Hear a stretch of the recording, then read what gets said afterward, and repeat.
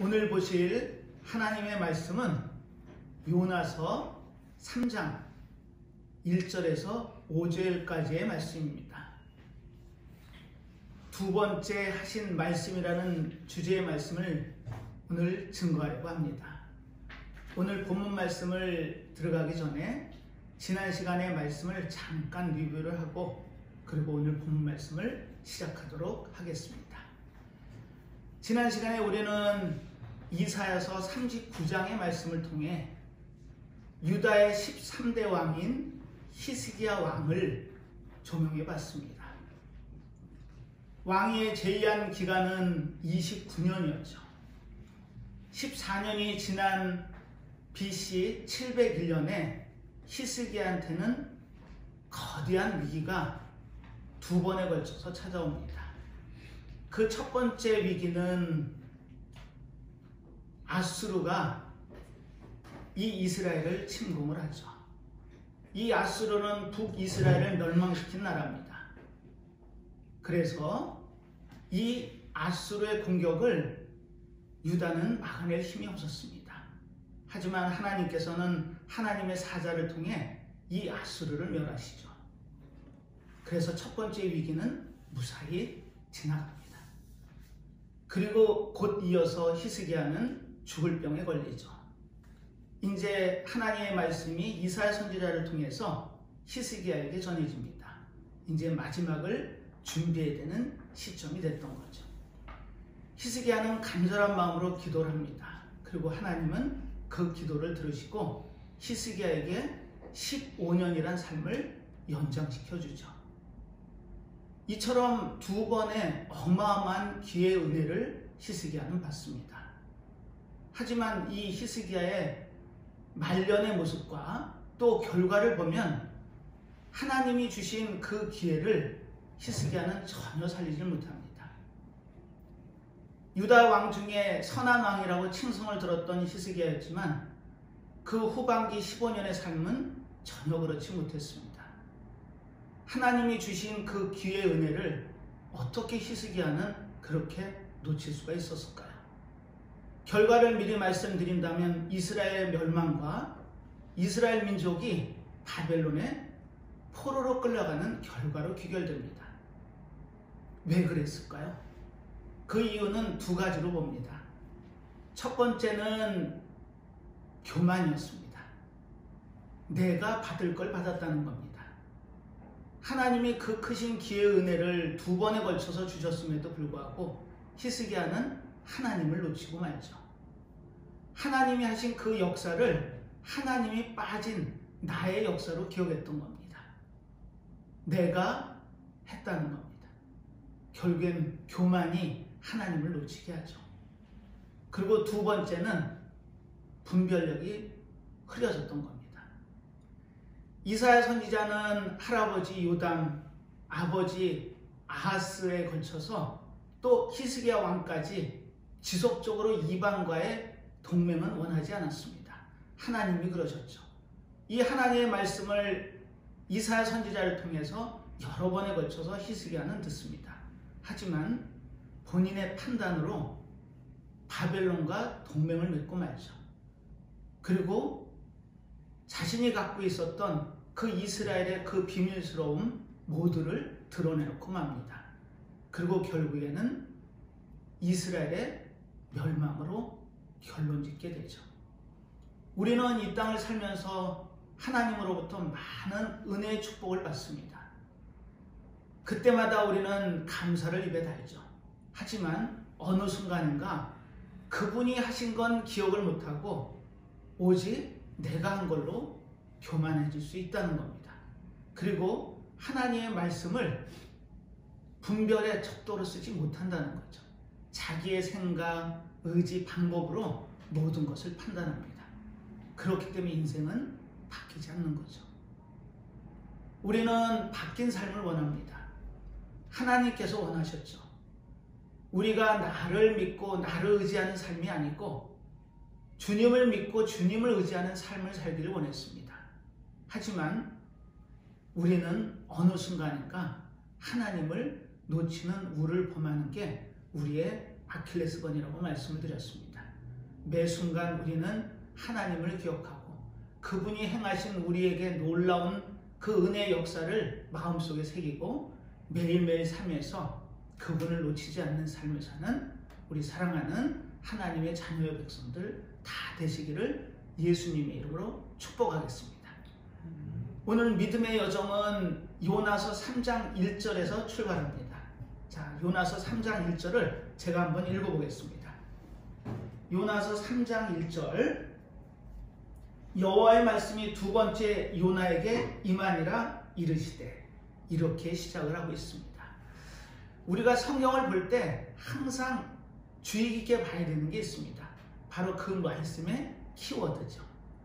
오늘은 두 번째라는 그 단어에 눈길의 초점을 맞추셔야 됩니다. 두 번째. 그렇다면 첫 번째가 있겠죠. 첫 번째가 분명히 있습니다. 우리는 삶을 살면서 그 첫 번째를 놓치고 살 때가 많다는 겁니다. 그렇다고 하나님께서 우리를 잊어버리시나요? 절대 그런 일은 없습니다. 두 번째, 세 번째를 걸쳐서 우리에게 다시금 말씀을 하시죠. 이 요나서는 예수님께서 마태복음에서 두 번씩이나 언급한 책입니다. 마태복음 12장 또 16장에 두 번에 걸쳐서 이 요나서를 거론하시죠. 배경은 이렇습니다. 사두개인들 또 바리새인들이 예수님 앞에 나와 당신이 하나님의 아들이며 하늘에서 온 것에 대한 표적 보이기를 원합니다. 자, 그 의미는 메시아인 증거를 내놓으라는 거죠.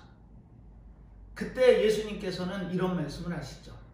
악한 세대가 표적을 구하지만 요나의 표적밖에는 내가 보일 게 없다라는 말씀을 하시면서 이 요나서를 두 번씩이나 거론하십니다. 이유가 뭘까요? 이 요나서는 미리 결론부터 말씀드리자면 배타적인 이 이스라엘 민족주의의 경책을 하신 겁니다. 즉 그 얘기는 이 이스라엘 백성들에게 이방 구원에 대한 하나님의 깊으신 뜻을 보여주길 원하셨죠. 자, 오늘 이 요나서를 통해서 그 부분을 한번 살펴보도록 하겠습니다. 오늘 3장 1절에서 읽었던 여호와의 말씀이 두 번째 요나에게 임하니라 이르시되, 이렇게 본문 말씀이 시작을 했습니다. 그렇다면 첫 번째가 있다고 제가 말씀드린 것처럼 우리 본문을 통해서 그 첫 번째를 확인합니다. 자, 요나서 1장으로 갑니다. 요나서 1장 제가 1절을 읽어보겠습니다. 여호와의 말씀이 아미떼 아들 요나에게 임하니라 이르시되. 자, 여호와의 말씀이 아미떼 아들 요나 선지자에게 임한 것입니다. 자, 그 내용은 궁금하시죠? 자, 그러면 2절을 읽어보겠습니다. 자, 2절을 같이 읽어보겠습니다. 너는 일어나 저 큰 성읍 니느웨로 가서 그것을 쳐서 외치라. 그 악독이 내 앞에 상달하였습니다 하시니라. 아멘. 여기서 큰 성읍 니느웨가 나옵니다. 이 니느웨를 성경의 역사를 더듬어서 올라가 보면 함의 아들이 굳습니다. 물론 함은 노아의 세 아들 중에 한 인물이었죠. 함이 구스를 첫째 아들로 갔습니다. 그리고 그 구스의 아들 중에 느므롯이 등장하죠. 이 느므롯을 성경에서는 세상의 처음 영걸이라고 얘기합니다. 그 느므롯이 세운 도시 중에 우리가 기억해야 될 도시가 두 군데가 있습니다. 하나는 바벨이고요. 또 하나는 바로 이 니느웨입니다. 그 성경의 느므롯에 통해서 세워진 이 도시가 니느웨였던 겁니다. 그만큼 역사가 깊었다는 거죠. 이 니느웨 성은 나중에 히스기야 왕 때 아수르가 이 남유다를 침공할 때 그때의 임금이 사네립입니다. 이 사네립에 의해서 아수르의 수도로 세워지죠. 그만큼 역사가 깊고 큰 성이었습니다. 자, 그 큰 성을 쳐서 외치라고 말씀하십니다. 이 내용은 그 아수르의 악독이 내 앞에 상달하였음이라 하고 말씀하시고 요나 선지자를 세워 이때 니느웨로 보내려고 니느웨로 가라는 명령을 하셨죠. 자, 그런데 결과는 어떻게 됐죠? 우리가 너무 잘 아는 것처럼 이 요나가 하나님의 명령에 불복을 합니다. 그리고 세상 끝인 다시스로 가는 배를 타죠. 그 이유가 뭘까요? 그 이유는 아마 두 가지로 요약할 수 있을 겁니다. 자, 첫 번째입니다. 그 첫 번째는 이 아수르가 이방 땅이었습니다. 하나님의 선지자들은 전부 하나님의 말씀을 대언하죠. 그런데 그 말씀을 대언하는 대상이 바로 하나님의 백성 이스라엘 백성이었던 겁니다. 그런데 요나를 선지자로 세우시고 그 아수르의 큰 성읍인 니느웨로 가서 회개를 외치라는 말씀을 하신 겁니다. 전례가 없는 일이죠. 하나님의 선지자는 하나님의 말씀을 대언을 하죠. 즉 하나님의 백성들에게 하나님의 말씀을 전하는 임무를 띄었던 자들이 선지자였던 겁니다. 그런데 이방 나라로 떠나라는 그 명령이 요나에게 내려졌던 겁니다. 그리고 두 번째입니다. 성경에서 본 것처럼 이 니느웨, 즉 아수르의 큰 성읍 니느웨는 악독했습니다. 자, 이 악독하다는 의미가 어떤 의미냐면요, 이 아수르는 굉장히 포악했습니다. 그래서 점령 지역에 있는 종교나 민족을 하나로 섞으려고 했죠. 그래서 종교를 인정하지 않고 민족을 섞어서 한 민족, 한 종교로 가려고 했던 겁니다. 그러니 요나 선지자가 이 니느웨로 가라는 하나님의 말씀을 들었을 때 그 말씀에 순종하기가 쉽지가 않았습니다. 아마 나름 고민도 했겠죠. 그러다 그 선지자를 사표내고 땅끝으로 도망을 갑니다. 자, 그 다음의 내용은 우리가 잘 압니다. 그런데 이 요나를 하나님께서는 버리지 않으셨다는 겁니다. 오늘 말씀의 제목은 두 번째 임하신 말씀입니다. 첫 번째 말씀은 요나가 실패로 귀결을 시켰죠.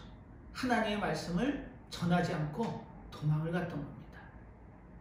하지만 하나님은 그 요나를 버리고 다른 선지자를 세워 그 하나님의 말씀을 전하게 하지 않았다는 겁니다. 그 이유가 어디에 있을까요? 하나님은 항상 하나님의 계획대로 이끌어 가십니다. 우리의 삶이 그렇죠. 우리는 2020년 새해를 맞았습니다. 그리고 지나온 2019년을 돌이켜보죠. 우리가 말씀을 통해 또 예배 중에 그리고 기도 중에 하나님은 우리에게 지속적으로 하시는 말씀이 있다는 겁니다. 아마 모르긴 몰라도 저뿐 아니고 하나님을 믿는 모든 하나님의 사람들은 그와 같은 말씀이 있을 겁니다. 우리는 그 말씀을 놓치고 살죠. 삶에 바쁘고 몸이 지치고 힘들다는 이유 때문에 하나님께서 꼭 우리에게 주시는 말씀을 놓치고 살 때가 있다는 겁니다. 2020년이 다시 시작됐죠.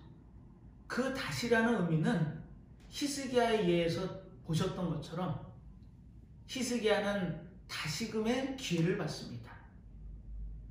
아수르 대적으로부터 막아주시고 삶이 끝나는 그 과정에서 15년을 연장하시죠. 그 의미는 다시 주신 기회입니다. 하지만 히스기야는 그 기회를 놓치고 말죠.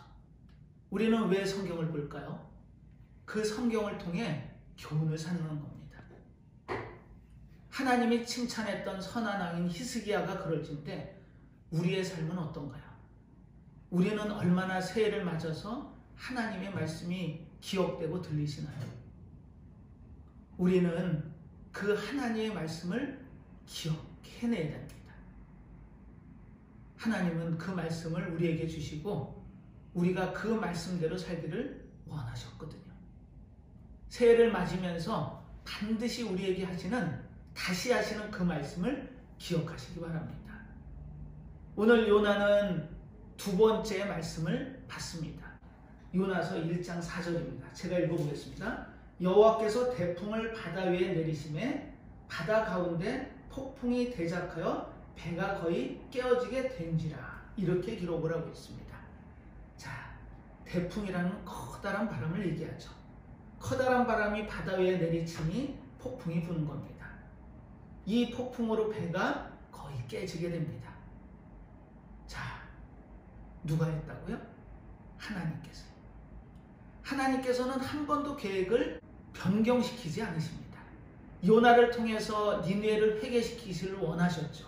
그리고 이 이방 백성까지도 사랑한다는 말씀을 하십니다. 예수님께서 마태복음 12장, 16장에 하신 말씀처럼 요나의 표적을 보이신 이유는 이방 구원, 땅끝까지 구원을 이야기하신 겁니다. 오늘 이 요나서를 통해서 그 말씀을 보고 왜 예수님께서 요나의 표적을 거론하셨는지 그 이유를 찾기를 바랍니다. 하나님께서는 요나의 발길을 막으시죠. 그리고 이 배가 풍랑에 잠기게 된 겁니다. 요나가 탄 배가 침몰하게 되는 상황이 일어났던 겁니다. 그때 배에 탔던 선장이 각자의 신에게 빌라고 하죠. 그리고 그 출처가 밝혀집니다. 히브리 사람인 이 요나가 하나님의 낯을 피해서 도망을 가다가 이와 같은 상황이 벌어졌음을 알게 되죠.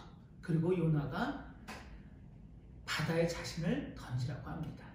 하지만 그 배에 있는 선장을 비롯한 선원들은 최선을 다해서 배를 육지에 대려고 하죠. 하지만 하나님이 막으십니다.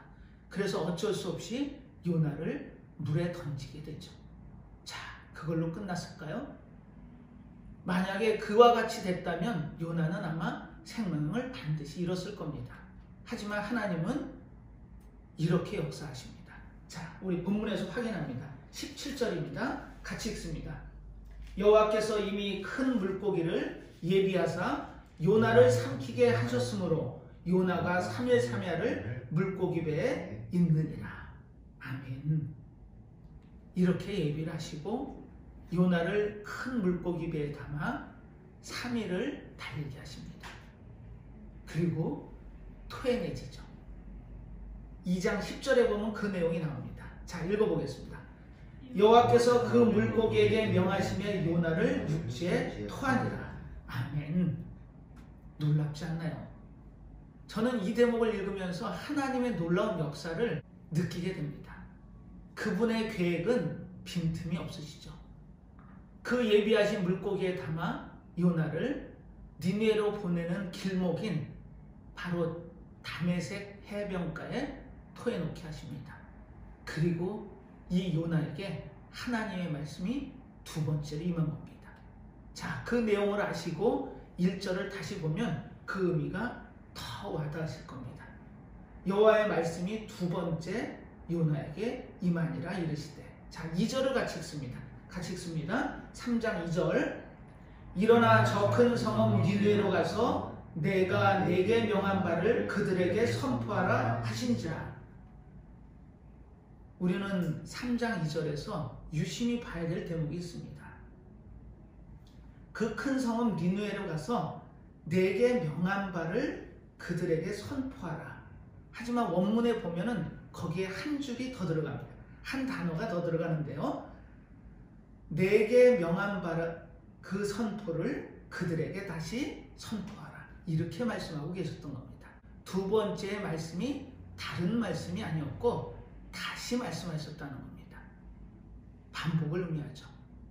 우리는 반복을 중요함으로 인식합니다. 하나님께서는 우리에게도 반복적으로 지속적으로 하시는 말씀이 있죠. 그 말씀을 붙잡으시기 바랍니다. 요나는 우여곡절 끝에 그 말씀을 붙잡고 하나님의 말씀대로 니느웨 성을 갑니다. 그리고 하나님의 명령대로 회개를 선포하라는 그 선지자의 말씀을 전하게 되죠. 자, 그 내용이 3절에 있습니다. 자, 3절 같이 읽습니다. 요나가 여호와의 말씀대로 일어나서 니느웨로 가니라. 니느웨는 극히 큰 성읍이요 3일 길이라. 이제 요나가 정신을 차립니다. 그리고 다시 임한 말씀을 들고 이 니느웨로 간 겁니다. 결코 가까운 거리는 아니었습니다. 하지만 그 길을 가서 니느웨에 다다르죠. 그런데 니느웨는 어마어마하게 큰 성이었습니다. 여기서 3일길이라는 의미는 3일 동안 돌아봐야 그 성을 다 볼 수 있다는 의미입니다. 역사학자들은 니느웨를 측량을 해봤더니 지금도 그 흔적이 남아있는데 이 성의 둘레가 96km 정도 된답니다. 어마어마한 크기죠. 높이는 성벽의 높이는 20m가 넘고 그 성벽 위로 마차가 3대가 나란히 서서 달릴 정도의 어마어마한 크기의 성이었던 겁니다. 그런데 그 성을 달랑 하룻길을 돕니다. 사실 이 요나가 니느웨를 가기를 두려워했던 이유는 그 악함 때문에 그랬습니다. 이 악한 성읍 니느웨는 굉장히 하나님이 보시기에 악함이 상달될 정도로 악한 도시였죠. 그 도시에 가서 이방인인 요나가 회개를 외친다라는 그 내용은 어마어마한 내용이었습니다. 자, 우리 4절 한번 읽어볼까요? 4절입니다. 요나가 그 성에 들어가며 곧 하룻길을 행하며 외쳐 가로되 40일이 지나면 니느웨가 무너지리라 하였더니 40일이 지나면 니느웨가 무너진다는 소리를 들고 갔던 겁니다. 그 악한 성에 혈혈단신으로 들어가서 망한다는 소식을 전해야 되는 요나의 입장이 결코 쉬운 입장은 아니었을 겁니다. 그래서 다시스로 가는 배를 탔는지도 모르죠. 이처럼 니느웨 성에 가서 40일 지나면 망한다라는 하나님의 말씀을 전했던 겁니다. 그리고 3일을 돌아야 되는 그 길을 건성으로 하루만 돌았습니다. 그랬는데 결과를 보면 놀랍습니다. 이들이 어떤 모습을 보였는지 5절에 가서 확인합니다. 5절 같이 읽습니다. 니느웨 백성이 하나님을 믿고 금식을 선포하고 물온 대소하고 굵은 배를 입은지라. 이 대목이 이해가 되시고 납득이 되시나요? 그 큰 성읍입니다. 4장에 가서 보면은 좌우를 분변치 못하는 자가 12만 명이랍니다. 이처럼 많은 사람들이 사는 니느웨 성에 가서 이방에서 온 한 선지자가 아마 선지자로 취급하지 않았을 겁니다. 정신 나간 사람으로 취급했겠죠. 이 정신 나간 사람이 하룻길을 가면서 40일 지나면 니느웨 망한다 하고 갔는데 정말 놀랍게 니느웨 백성들이 다 회개를 한 겁니다. 어떻게 이런 일이 가능할까요? 하나님께서는 모든 것을 예비하시는 분입니다. 그 이유를 역사학자들은 3가지 정도로 보죠. 그때 니느웨 성에는 전염병이 계속 몇 해에 걸쳐서 창궐 하고 있었습니다. 그 당시의 의료 체계로는 전염병을 막기는 쉽지 않았을 겁니다. 그래서 많은 사람들이 죽어나가고 있었죠. 그리고 2번째는 역사학자들이 자료를 하나 찾게 됩니다. 그 자료의 제목은 아시리아 에포님입니다. 이 책자는 어떤 책자냐면 우리가 아마 타임지를 잘 아실 겁니다. 1년이 지나고 나면 타임지가 그 해에 있었던 가장 큰 사건을 1위부터 10위까지 기록을 하죠. 그 중에 그 1위가 그 해에 있었던 가장 큰 사건이 될 겁니다. 이처럼 그 해에 일어난 사건 중에 가장 큰 사건을 이 아시리아 에포님에는 기록하고 있었죠. 그런데 그 요나가 니느웨 성을 찾아가서 하나님의 회개를 외치는 시점을 역사학자들은 BC 763년쯤으로 특정합니다. 그 이유는 그 당시 상황을 보고 이 아수르가 회개한 이 내역을 봤을 때 아마 BC 763년쯤이 맞을 거라고 추측을 하죠. 그리고 요나가 돌아와서 예루살렘에서 이스라엘 백성들에게 이 요나서를 쓴 시점이 BC 760년경으로 본다면 아마 BC 763년 즈음이 맞을 겁니다. 요나는 BC 763년경에 이 니느웨에 가서 회개를 외쳤던 겁니다. 그리고 그 해의 가장 큰 사건은 리볼트였습니다. 즉 반란이죠. 그 당시에 이 아수르 왕은 각지에서 일어난 반란 때문에 골머리가 아팠습니다. 그래서 그 반란 지역으로 쫓아가서 반란을 진압해야 되는 상황이었습니다. 이처럼 반란이 그 해의 가장 큰 사건이었죠. 그리고 하나님은 또 하나의 큰 사건을 준비하십니다. 그 사건이 바로 BC 763년 6월 15일 날 일어났던 계기일식입니다. 제가 서두에 이 니느웨 성을 니므롯이 세웠다고 말씀을 드렸습니다. 니므롯은 세상 처음 영걸이었죠. 그가 죽자 그 당시 사람들은 니므롯을 태양으로 숭배했습니다. 즉, 그 니므롯이 죽고 태양신이 되었다라는 이야기를 통해 그 니므롯을 믿게 되죠. 그래서 그 지역은 태양을 믿는 그와 같은 우상의 나라였습니다. 그런데 계기일식을 통해 태양이 자취를 감춘 겁니다. 그 당시에 아수르 사람들한테는 집단 히스테리가 아마 일어났을 겁니다. 어마어마한 사건이었죠. 자신들이 믿는 신이 없어진 겁니다. 이 세 가지를 종합해 보니까 그 이방에서 온 하나님을 믿는 그 선지자의 이야기가 사실로 드러납니다. 그들은 사실로 믿어지기 시작했죠. 그리고 하나님 앞에 회개를 했던 겁니다. 자, 놀랍지 않습니까? 다시 한번 5절을 통해서 그 내용을 확인합니다. 제가 읽어보겠습니다. 니느웨 백성이 하나님을 믿고 금식을 선포하고 물온 대수하고 굵은 배를 입은지라, 이렇게 본문이 기록되어 있습니다. 니느웨 성이 회개를 하고 돌이킨 거죠. 하나님께서는 이 백성들을 긍휼히 여기십니다. 그리고 이렇게 말씀하시죠.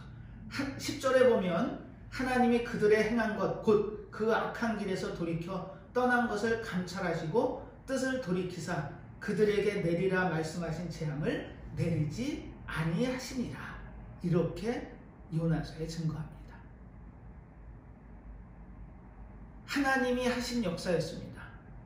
이 역사를 통해 악한 나라 아수르가 회개를 통해 하나님께 돌아오게 되죠. 놀라운 역사입니다.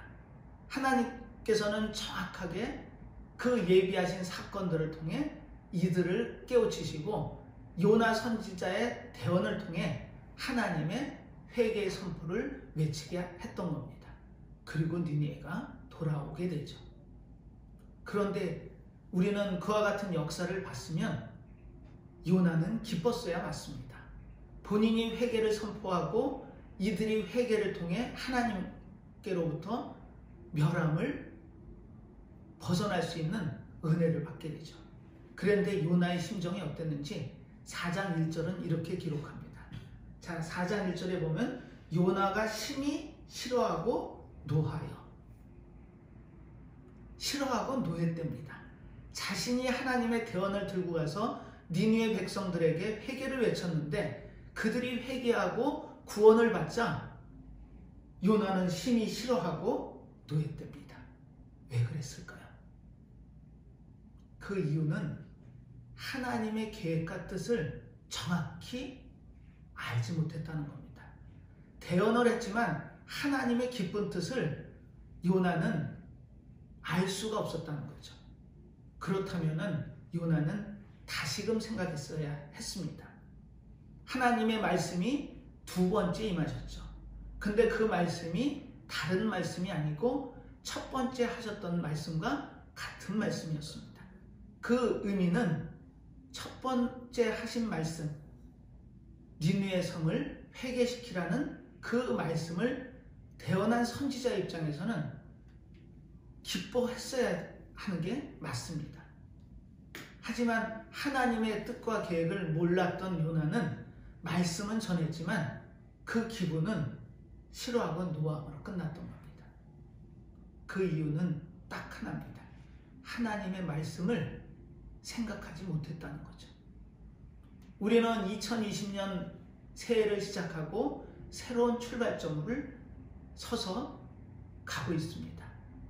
이 2020년이 다 갔을 때 우리는 어떤 생각으로 2020년을 되돌아볼까요? 우리에게 다시금 하시는 하나님의 말씀이 나에게 임하면 우리는 그 말씀의 의미를 다시 생각해야 됩니다. 그 생각을 통해 하나님의 계획과 뜻을 읽어야겠죠. 그런데 요나는 그러지 못했습니다. 사실 이 하나님의 말씀을 생각한다라는 이 의미에서 제가 굉장히 은혜로운 한 구절이 기억이 나더라고요. 그 구절을 통해서 하나님의 말씀이 임했을 때 우리의 자세가 어떠해야 되는지를 한번 확인해 보겠습니다. 우리는 그 확인을 하기 위해서 마태복음 1장 18절로 갑니다. 마태복음 1장 18절 제가 읽어보겠습니다. 예수 그리스도의 나심은 이러하니라. 그 모친 마리아가 요셉과 정혼하고 동거하기 전에 성령으로 잉태된 것이 나타났더니, 이렇게 기록을 하고 있습니다. 그리고 요셉이 어떤 사람인지를 19절엔 이렇게 증언합니다. 그 남편 요셉은 의로운 사람이라 저를 드러내지 아니하고 가만히 끊고자 하여, 이렇게 기록을 하고 있죠. 마리아와 요셉은 성경에 의하면 정혼한 사이입니다. 그런데 이 정혼이 우리가 지금 알고 있는 약혼의 개념은 아닙니다. 그 당시에 이스라엘 사람들은 결혼식을 2번 했습니다. 한 번은 신부의 집에 가서 결혼식을 올리고, 그리고 신랑과 신부는 1년 동안 떨어져서 삽니다. 남편은 집으로 돌아와서 아내를 맞을 집을 준비하죠.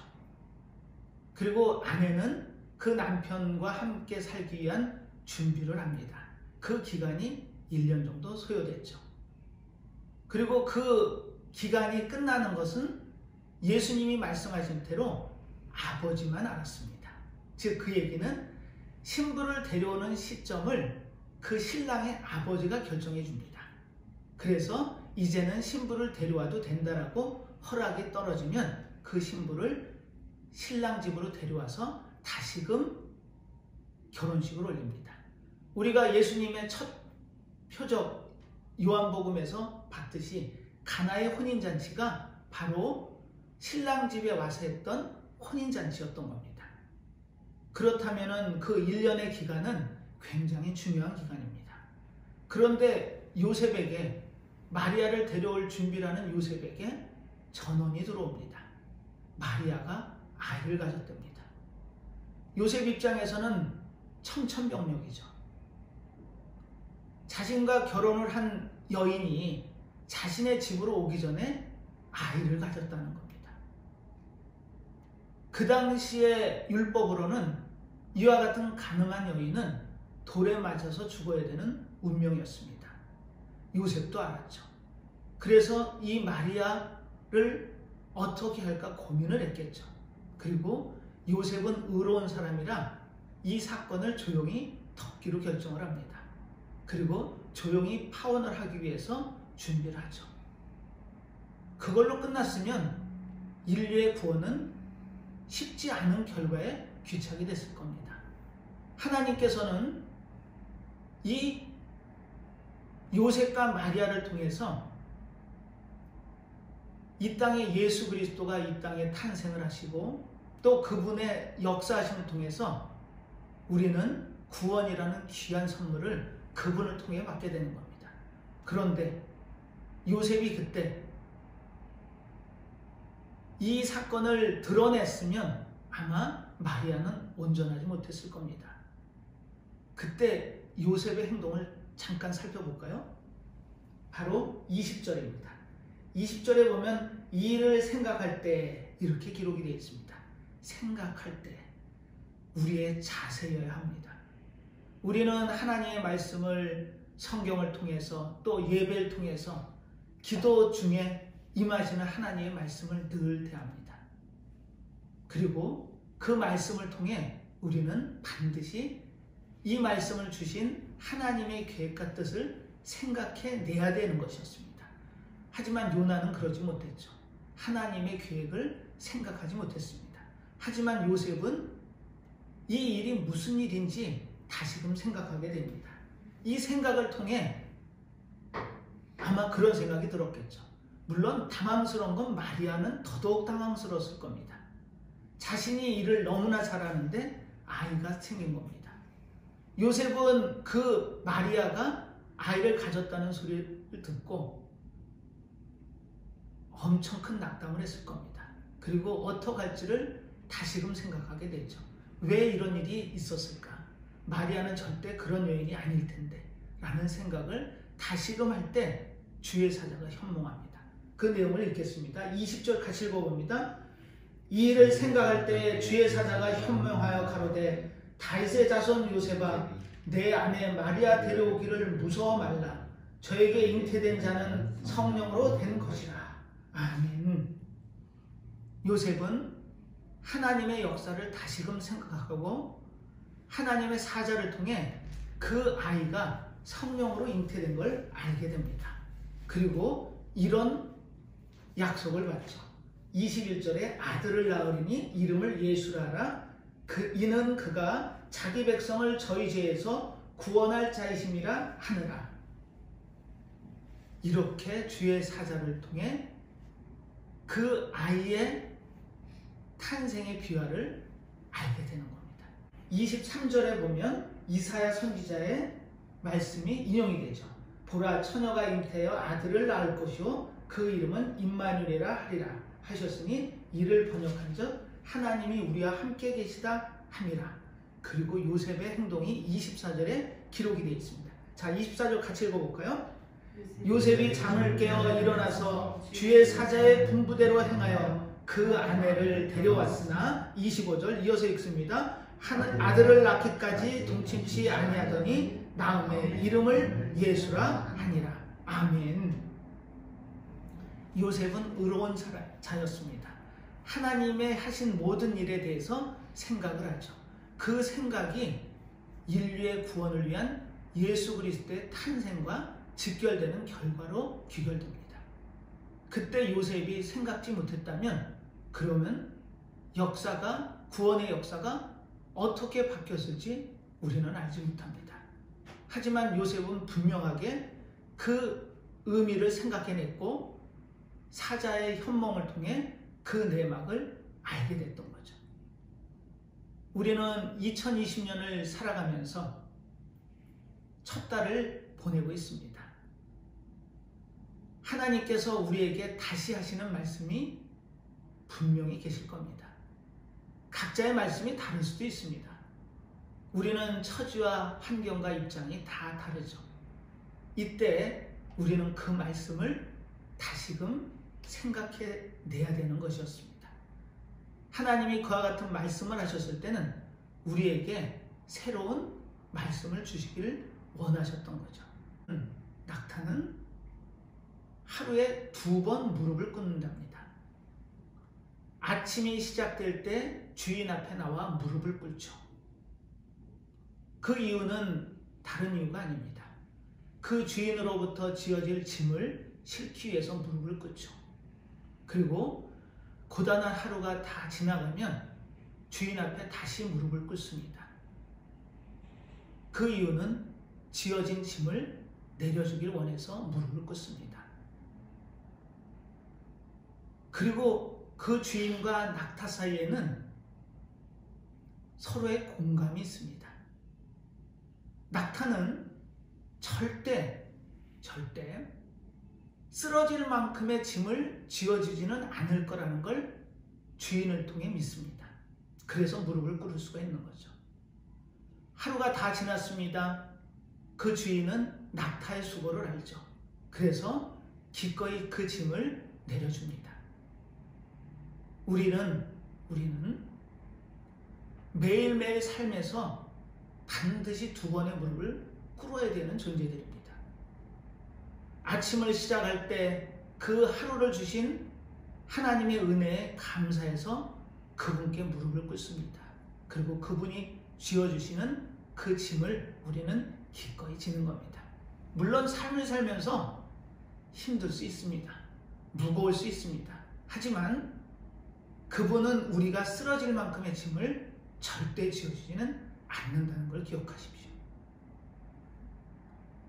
그리고 우리가 비틀거리더라도 그분은 옆에서 이끌어 주실 겁니다. 그리고 하루가 다 마무리되는 시점에 우리는 주님께 다시 무릎을 꿇는 겁니다. 하루를 지켜주심에 감사를 하고 그 매일 하루의 삶 동안에 그 고단한 삶을 위로받기 위해 우리는 그분 앞에 무릎을 꿇어야 되는 겁니다.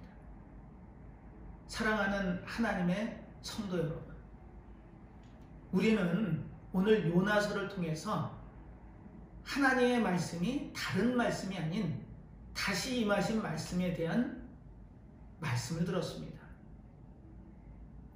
요나는 그 하나님의 두 번째 말씀의 의미를 정확하게 생각해내지 못했습니다. 그리고 분내고 화를 냈죠. 그리고 아이러니하게도 이스라엘 백성들은 1년의 죄를 사함받는 이스라엘력으로 7월 10일 대속죄일 날 이 요나서를 모든 사람이 모였을 때 처음부터 끝까지 읽습니다. 이유가 뭘까요? 바로 하나님은 모든 인류를 구원하신다는 메시지를 그들은 기억했던 겁니다. 예수님께서 말씀하셨던 요나의 표적은 바로 그 말씀이셨던 겁니다. 내가 하늘에서 온 구원이라는 말씀이죠.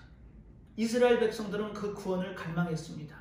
그리고 1년의 죄, 6개월 동안 앞에 지은 죄, 앞으로 벌어질 6개월에 뒤에 지을 죄까지 한 번에 속죄함을 갖는 날이 바로 대속죄일 7월 10일이었습니다.